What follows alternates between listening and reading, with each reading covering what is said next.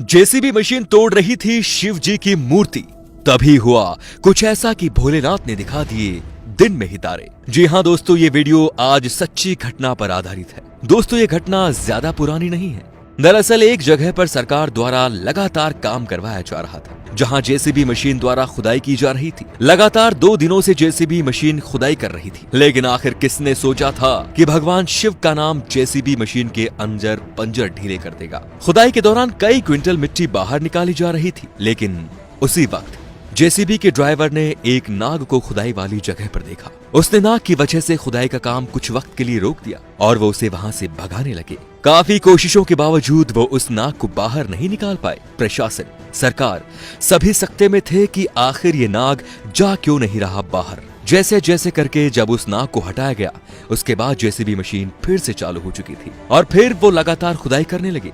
लेकिन इतनी देर में जेसीबी मशीन अचानक से रुक गई और एक बहुत भारी आवाज आई, जैसे किसी ने गोली चला दी हो, या फिर यूं कहा जाए कि लोहे से लोहा टकरा गया हो।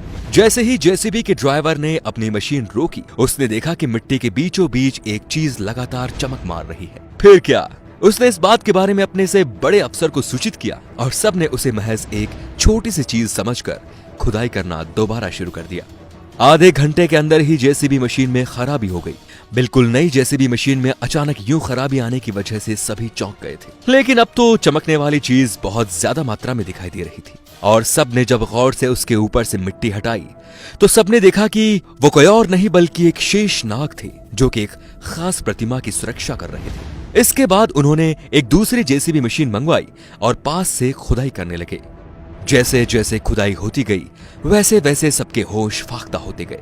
2 घंटे तक काफी कोशिश करने के बाद सबको ये मालूम हो चुका था कि वो शेषनाग किसी और की नहीं बल्कि अष्टधातु से बनी भगवान शिव के रौद्र रूप के मूर्ति की सुरक्षा कर रहा था। सभी लोगों ने मिलकर उस मूर्ति को बाहर निकालना चाहा, लेकिन कोई भी उसे निकालने में समर्थ नहीं था। वो मूर्ति बहुत ही भारी थी।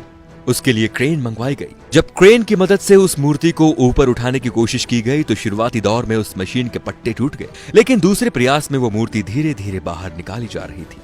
वो मूर्ति 11 फुट ऊंची थी और अष्टधातु की बनी हुई थी। धीरे धीरे सभी को ये बात समझ में आने लगी, जो पहले उन्होंने नाग देखा था वह स्वयं भगवान शिव का ही नाग था। दोस्तों, आपको बता दें कि पुरातत्व विभाग के वैज्ञानिकों ने इस बात पर रिसर्च किया है और इस नतीजे पर पहुंचे कि ये मूर्ति 1000 साल से भी ज्यादा पुरानी हो चुकी है और अभी भी लगातार उस पर रिसर्च चल रही है। भारत की मिट्टी से पुराने इतिहास का निकलना लोगों को हैरान नहीं करता, लेकिन इतनी बड़ी अष्टधातु से बनी हुई मूर्ति हैरान कर रही है कि आखिर ये बनवाई किसने थी। क्या इसके नीचे कोई मंदिर दफन है? इन सवालों का जवाब वैज्ञानिक लगातार ढूंढ रहे हैं।